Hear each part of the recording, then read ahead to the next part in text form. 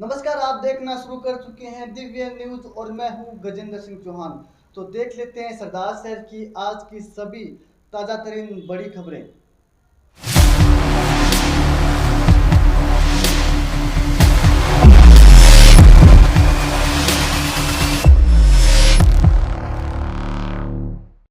Ward 7 में विद्युत पोल में करंट आने से बकरी की हुई मौत। वार्ड के लोगों ने विद्युत विभाग के खिलाफ किया प्रदर्शन। सरदार शहर के वार्ड 7 में शनिवार को विद्युत पोल में करंट आने से एक बकरी की मौत हो गई। वार्ड के आरएलपी नेता सावरमल जाखड़ ने बताया कि ओम प्रकाश प्रजापत की एक बकरी गली के अंदर से जा रही थी। रात्रि और सुबह हुई बारिश के कारण विद्युत पोल में करंट आ गया, जिसके कारण बकरी जब विद्युत पोल के पास से गुजरी तो करंट ने बकरी को अपनी चपेट में ले लिया और बकरी की मौके पर ही मौत हो गई। जिसके बाद इस बात की सूचना विद्युत विभाग को दी गई और विद्युत विच्छेद करवाया गया। वार्ड के लोगों ने आरएलपी नेता सावरमल जाखड़ के नेतृत्व में विद्युत विभाग के खिलाफ जमकर नारेबाजी और प्रदर्शन किया। सावरमल जाखड़ ने बताया कि इस प्रकार के हादसे समय समय पर देखने को मिलते हैं, लेकिन विद्युत विभाग द्वारा इस पर कोई ध्यान नहीं दिया जा रहा है, जिसके चलते कभी भी कोई भी बड़ा हादसा पेश आ सकता है। उन्होंने चेतावनी देते हुए कहा है कि अगर शीघ्र इन समस्याओं का समाधान नहीं किया गया तो उग्र आंदोलन करने पर मजबूर होना पड़ेगा। ये ओम प्रकाश प्रजापति की बकरी है। रात बारिश की वजह से पोल में करंट उतर गया। बिजली बोर्ड की ये लापरवाही है, घोर लापरवाही है। बार बार अवगत करवाने के बावजूद भी इस प्रकार की घटनाएं रुक नहीं रही है।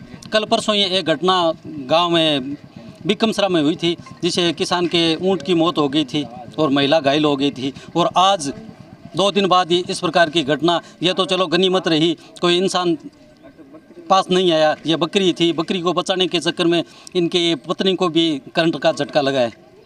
ऐसा किया गया तो क्या उग्र आंदोलन करेंगे प्रशासन के खिलाफ, बिजली बोर्ड के खिलाफ।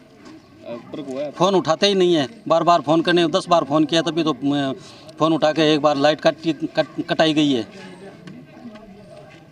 गांव बादरडिया के खेत में बिजली कर्मचारी की लापरवाही किसान पर पड़ी भारी। करंट लगने से किसान हुआ घायल, घायल को करवाया अस्पताल में भर्ती। सरदार शहर तहसील के गांव बादरडिया के खेत में शनिवार को बिजली बंद करवाकर पोल पर कार्य करना एक किसान पर भारी पड़ गया। कर्मचारी के कहने पर लाइट बंद करवाकर किसान पोल पर काम कर रहा था कि कर्मचारी ने थोड़ी देर बाद बिजली सप्लाई चालू कर दी, जिससे किसान को करंट लगने से किसान पोल से नीचे गिर गया। हाई टेंशन लाइन के करंट की चपेट में आने से किसान का हाथ झुलस गया। तुरंत घायल किसान को निजी गाड़ी के सहयोग से राजकीय अस्पताल में भर्ती करवाया, जहां पर डॉक्टरों ने प्राथमिक उपचार कर घायल किसान को अस्पताल में भर्ती किया गया है। मिली जानकारी के अनुसार गांव बादड़िया का मान सिंह है पुत्र लक्ष्मण सिंह है अपने खेत में बिजली कर्मचारी से बिजली की सप्लाई बंद करवाकर पोल पर कार्य कर रहा था कि बिजली कर्मचारी ने थोड़ी देर बाद बिजली की सप्लाई चालू कर दी, जिससे हाई टेंशन लाइन का करंट लगने से किसान पोल से नीचे गिर गया व घायल हो गया। घायल मान सिंह के भाई गिरवर सिंह ने बताया कि भानीपुरा जीएसएस से बादड़िया की तरफ जा रही लाइन को कर्मचारी द्वारा बंद करने पर मेरे भाई द्वारा पोल पर बिजली का कार्य शुरू किया था।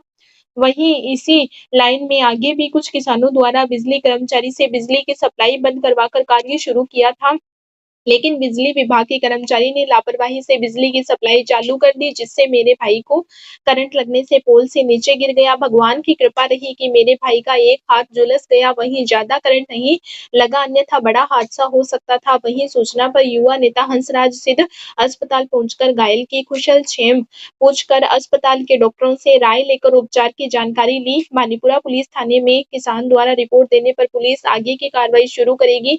फिलहाल राजकीय अस्पताल में घायल का उपचार जारी है। डॉक्टरों के अनुसार घायल की स्थिति खतरे से बाहर बताई जा रही है। मूसलाधार बारिश से घंटाघर सहित शहर के कई निचले इलाके हुए जलमग्न। मुख्य रास्तों पर आवागमन हुआ पूर्णतया बाधित। किसानों के चेहरे पर छाई खुशी, आमजन को मिली गर्मी से राहत। सरदार शहर में शनिवार अल सुबह शुरू हुई मूसलाधार बारिश का दौर रुक रुक कर जारी है। शहर में लगभग 4 घंटे लगातार हुई मूसलाधार बारिश से निचले इलाके पूर्णतया जलमग्न हो चुके हैं और शहर के मुख्य रास्तों पर पानी भरने से आवागमन पूरी तरह से बाधित हो चुका है।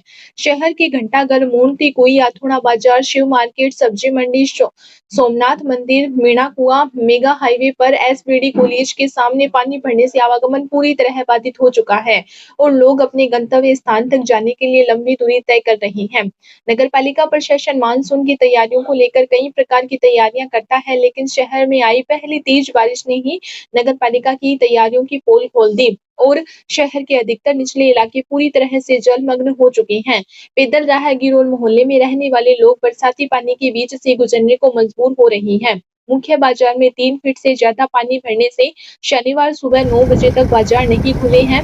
वहीं अगर बारिश का दौर यूं ही जारी रहा तो नगर पालिका के लिए पानी निकासी मुसीबत का सबब बन जाएगी और मुख्य बाजार शनिवार को पूरे दिन पूरी तरह से बंद नजर आएगा। वहीं आपको बता दें कि मूसलाधार बारिश के कारण आमजन को गर्मी से राहत मिली है और अगले कई दिन तक गर्मी से राहत मिलने की संभावना है। मौसम विभाग की माने तो 30 मई तक भारी बारिश की संभावना जताई जा रही है। वहीं आपको बता दें कि मूसलाधार बारिश के चलते निचले इलाके कई घरों में पानी घुसने की भी खबर सामने आ रही है। वहीं इस बारिश के चलते किसानों के चेहरे खिले हुए हैं। किसानों ने बाजरे की बुआई शुरू कर दी है। वहीं कृषि कनेक्शन वाले किसानों के लिए भी यह बारिश वरदान साबित हुई है, क्योंकि भयंकर गर्मी से बिजली कटौती के चलते किसानों की फसलें पानी की कमी महसूस कर रही थी, लेकिन मूसलाधार बारिश के चलते फसलों को इस बार इससे काफी फायदा हुआ है। तो चलिए बढ़ते हैं खबरों में आगे। आज चूरू सांसद राहुल कस्बा सरदार शहर के दौरे पर रहे। इस दौरान राहुल कस्बा ने वार्ड नंबर 9 के अंदर सीसी सड़क का लोकार्पण किया। इस अवसर पर भाजपा नेता अशोक पिंचा, प्रधान प्रतिनिधि मधुसूदन राजपुरोहित, भाजपा नेता शिवचंद साहू, सत्यनारायण सारण सहित कई भाजपा के नेता मौजूद रहे। वार्ड के अंदर आए हुए सभी लोगों का इस दौरान पार्षद प्रतिनिधि राजनाथ सिंह ने आभार व्यक्त किया। कार्यक्रम के उद्घाटन के दौरान सांसद राहुल कस्बा ने मोदी सरकार की योजनाओं का बखान किया, तो वहीं जमकर कांग्रेस के ऊपर निशाना साधा। इस दौरान क्या कुछ कहा सांसद राहुल कस्बा ने, देखिए। आज हमने राजू नाथ जी हैं, उनके वार्ड के अंदर सड़क का एक लोकार्पण किया है। उन्होंने बजट मांगा था, उसका बजट देने के बाद अच्छा कार्य किया गया है। आज मोहल्ले वासियों की काफ़ी जो 11,000 की लाइन ऊपर घरों से ऊपर जारी उसकी डिमांड है, उसको लेकर मैंने कुछ विचार किया है। उसको फ़ोटो खींच के हम कलेक्टर महोदय को दिखाएंगे। कोशिश करेंगे कि इस तरह सरकार का डिपार्टमेंट का कार्य है घरों से ऊपर लाइट हटाने का शहरों के अंदर, पर न होगा तो एमपी से कोटे से देने की कोशिश करके इसको एक व्यवस्था ठीक करने के काम किया जाएगा। शहरों के अंदर विकास के रूप में भी भारत सरकार ने पहले भी अमृत जो हमारी योजना थी उसमें 100 करोड़ रुपये की राशि अमृत शहरों को दी है। अभी हाल ही में गवर्नमेंट ऑफ इंडिया ने नई स्कीम लॉन्च करी अमृत 2 नाम से, जिसको हम स्वच्छ भारत मिशन 2 भी बोलते हैं। उसके तहत चूरू जिले के सभी शहरों में पीने के पानी की व्यवस्था करने के लिए पहला इंस्टॉलमेंट दे दिया गया है। जैसे वो कार्य पूरा होगा तो हम ड्रेनेज को फोकस कर रहे हैं। सीवरेज की लाइन तो बिछ रही है, पर सीवरेज की लाइन और ड्रेनेज की व्यवस्था साथ साथ होनी बहुत ज़रूरी है। उसकी व्यवस्था होते ही मैं समझता हूँ शहरों में बड़ा फ़ायदा पड़ेगा। उसके बाद क्योंकि आज रोड भी टूटी पड़ी हैं, बरसात का पानी आता है और सारा पानी घरों में भर जाता है और बड़ी समस्या रहती है। तो ड्रेनेज की व्यवस्था के लिए भी भारत सरकार स्वच्छ भारत मिशन में 1 लाख से कम पॉपुलेशन के सभी शहरों को शामिल कर चुकी है। हमने कलेक्टर महोदय से कुछ महीनों पहले DPR बना के रिपोर्ट अपलोड करने को कहा था और अपलोड होने के बाद में पैसा सैंक्शन होकर आ गया है। करीब 25 से 30 करोड़ रुपये भी इस शहर के लिए 3-3, 5-5, 7-7 करोड़ रुपये आए हैं। हाईएस्ट पैसा सरदार शहर के लिए आया है। तो सिटी के अंदर पीने की पानी की पाइपलाइन नहीं डलेंगी। उसके बाद नए चरण में और भी इनका शहरों को उत्थान के लिए गवर्नमेंट ऑफ इंडिया बड़ी वचनबद्ध है और आदर्श जो ये अमृत योजना 2 है, मैं समझता हूँ छोटे शहरों के लिए बड़े फायदेमंद रहेगी। हीरासर गांव के अंदर हमने आज एक नए स्कूल की शिलान्यास किया है। एक अच्छा नया स्कूल 8 बीघा में गाँव के लोग बनवा रहे हैं। उसमें प्रधान महोदय और जिला प्रमुख महोदय और मैंने सांसद निधि से पैसा देकर हमने 7 कमरों की शुरुआत करी है और काफ़ी एक हमने अंबेडकर भवन का भी शुरुआत करी है एक गांव के अंदर।